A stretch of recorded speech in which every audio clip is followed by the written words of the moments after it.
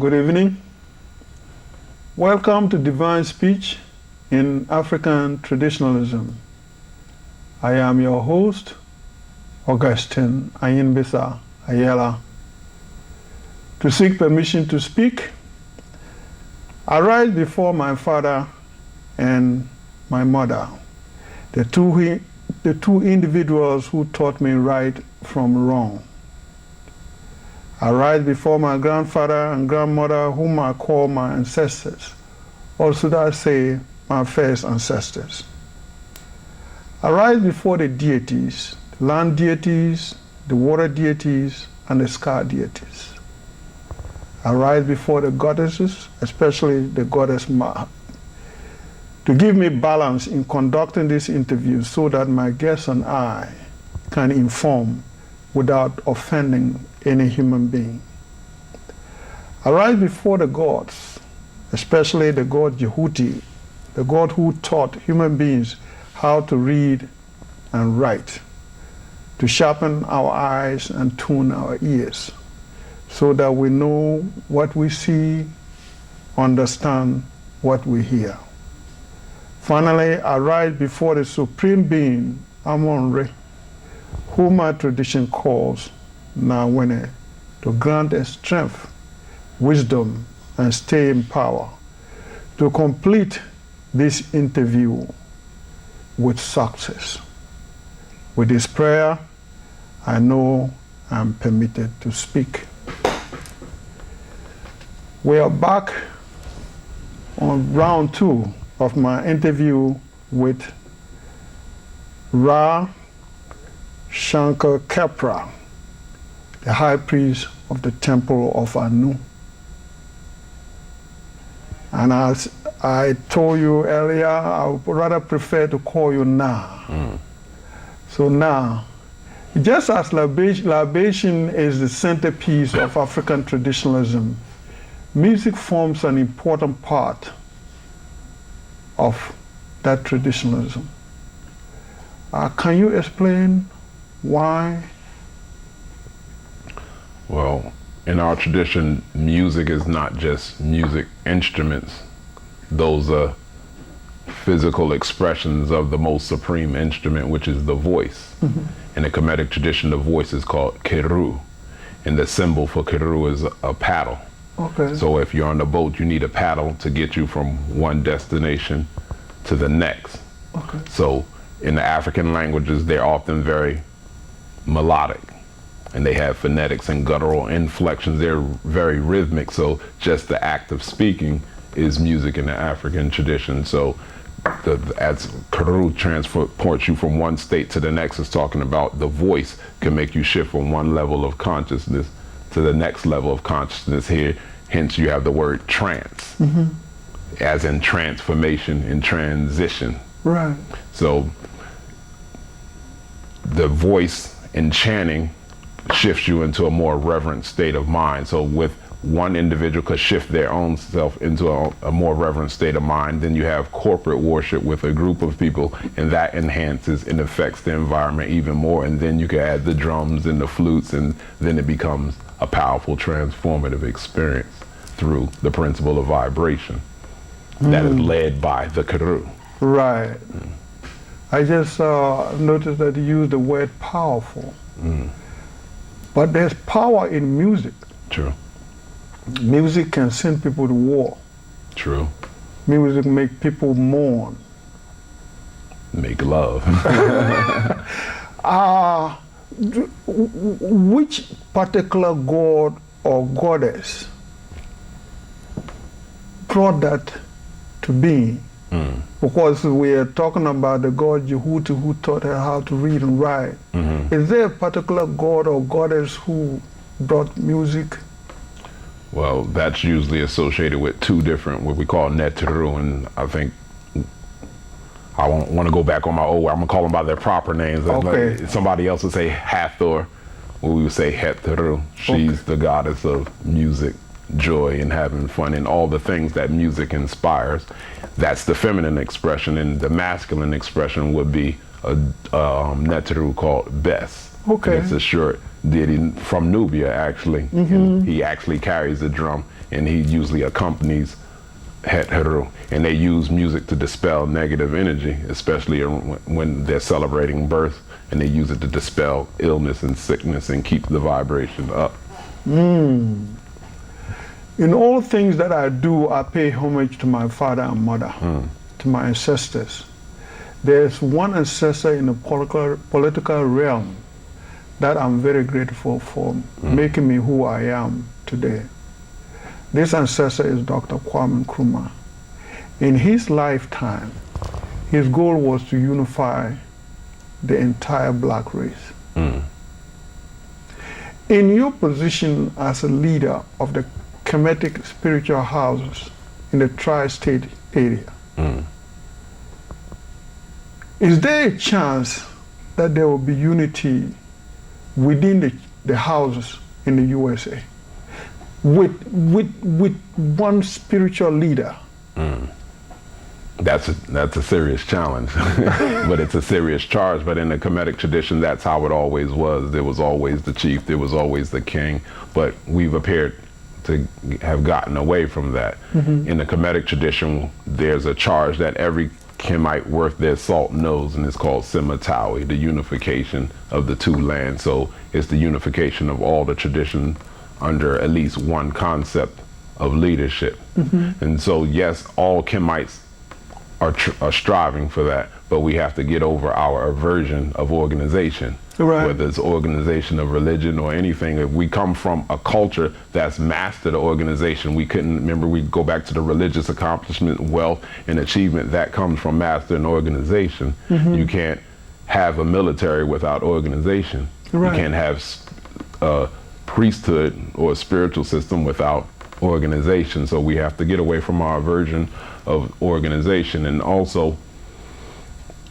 unfortunately, as time goes on, in 2012, we're experiencing a decrease in the spiritual houses in the Kemetic tradition. Many of the priests who used to lead the spiritual houses are now just become, they're they become part of the self-improvement movement, and they made their Kemetic spiritual system their personal belief, but they're part of the health and the self-improvement movement, and that's kind of slowed down the unity of the Kemetic houses.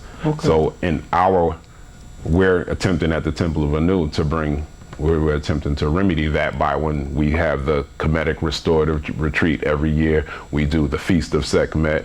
We do Hinek Ma'at, which is the presentation of Ma'at. We do the Fall Equinox, which is a ceremony and ritual for the reconciliation of issues. So these things edify God, the divine beings, and our ancestors, and we have the opportunity for unity to put our personal agendas aside and come together like our ancestors did for the reverence of, like I said, our divine beings and our tradition. And we also attempt to remedy this with a film project that we're doing this year, a documentary film project on the growth of the Kemetic legacy in the United States. The film project will be called This Legacy of Ours. Naturally, it's going to feature the Temple of Anu and our contributions to the legacy, but we're reaching out to all the current contributors to the legacy so they could contribute also. So we've gotten a good response. So we just need mediums for people, for opportunities for unity, and that also comes back to culture and tradition.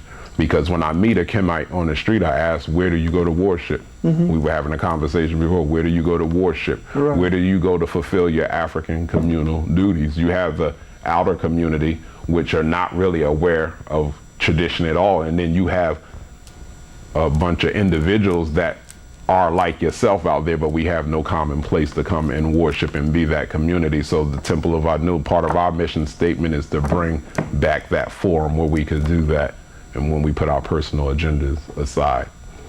Beautiful. Now, what is exactly prayer in Kemetic to a Kemetic traditionalist? Prayer could be summed up for a Kemetic traditionalist as an exercise. Like you have physical exercise. Prayer is an exercise that requires commitment mentally, physically, spiritually, and emotionally. Prayer, or du'a'u, is a conversation with the universe. It's a dialogue with the soul that consists of worship, praise, showing gratitude, affirmations, and most important of all, listening for the response and the charge back. So prayer is a transformative experience. Now, as far as religion is concerned, the Christians refer to a book called the Holy Bible for their guidance. Muslims to the Quran, the Hindus to the Vedas. What is the name of such a book to the Kemetic traditionalists? Well, there's no localized central book as of yet. When we talk about the Bible is a collection of books that was put together relatively recent. It is not the original revelation that came from the mouth of God. The Bible, as we know, has been put together of a series of meetings starting in 325 AD with the Council of Nicaea. And most ancient traditions or ancient texts are collections of books. Once again, we have to get over our aversion to organization. We have to make the same decisions and collect our sacred texts and make our sacred books, but they're still there. They're still accessible. You have the book called the Hosea. It's called Selections from the Hosea. Like the Bible is not a book. It should be called From the Bible, because the Bible is no such thing as the Bible, because it's a collection of books. So it should be called From the Bible, like most people call it the Hosea, but it's Selections from the Hosea, compiled by Maulana Karenga. He didn't write the book. It says compiled by his research of texts that he brought together, so we can do things like what we do at the Temple of Anu and use it as a source and a reference for our spiritual affirmations and our spiritual empowerment, like the Christians quote from the Bible. Now we have a text that can match every text from most other traditions in that book. There's also the book called Egyptian Proverbs, compiled, not written, by Muwada Ashby based off of his research. There's another book called Nuk Au Neter by Ra Shechem or Shechem, chief and head king of the Asara Set Society, and that's his interpretation of a book called the Riu Pert Im Hiru Im Ger, which is the book of coming forth by day. So he takes an ancient text that is used to help people transition from the physical plane into becoming an ancestor. So he takes those principles and show how we can live those principles while we're still physical beings. So there's several texts that we pull from that's equivalent to the Bible, the Quran, Upanishads, and the Vedic scriptures, but it's not all in one book.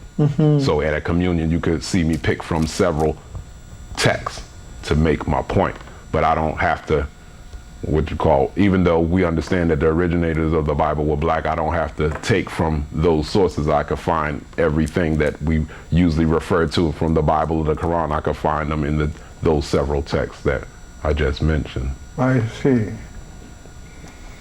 In Bakabako, that is my tradition. It means worshippers of obelisks. Symbols are the form of writing. There is a particular deity called Bakolko. And the Bakolko, or the prophetic deity, that deals basically with symbols. For example, a rope to this deity means a man or father. The pelvic bone stands for mother, and the meteoroid stands for death. So, for example, if you are going to see a diviner and he holds a magic stick, and you also hold a magic stick, and the magic stick goes to strike on a meteoroid, it means that there could be death in your family, or somebody is about to die. Or there's a method that it can use. Say, for example, there's nothing that cannot be altered